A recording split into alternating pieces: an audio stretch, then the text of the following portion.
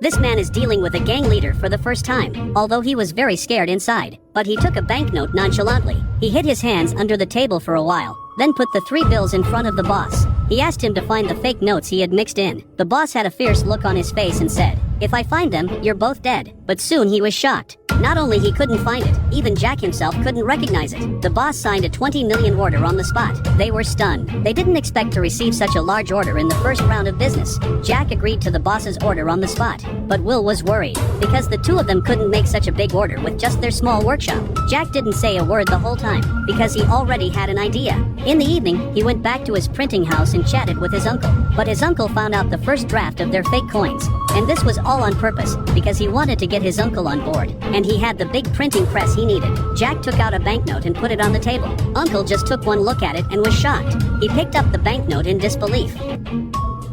Is this fake? Art.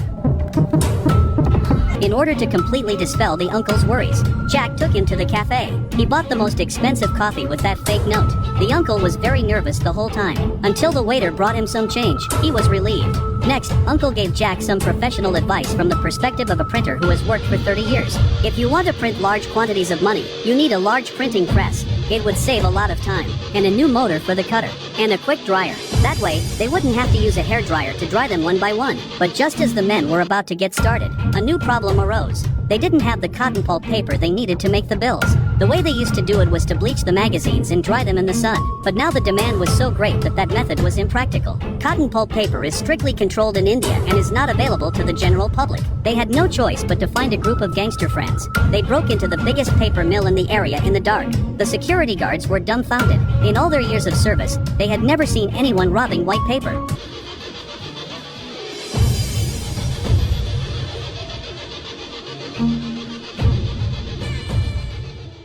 When they got back to the printing house, the 3 of them went to work immediately. Because they only had 3 days left, they had to work overtime to produce the $20 million order.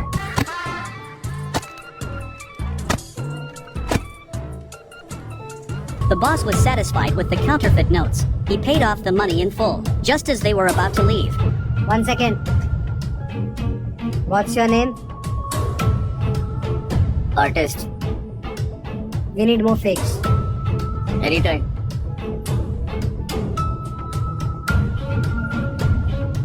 Since then, their business got better and better, because the fake bills they made were no different from the real ones. They were very popular with the underground black market, and the brothers made a fortune. Jack not only solved the bankruptcy of his uncle's printing company, he was able to take his girlfriend to the most expensive restaurants and drink the most expensive black coffee. But when he went to pay the bill, he realized that he had underestimated the spending power of the restaurant. He had no choice but to take back his wallet and pull out some fake bills from his other pocket. But it is these few counterfeit banknotes that have brought him a new crisis.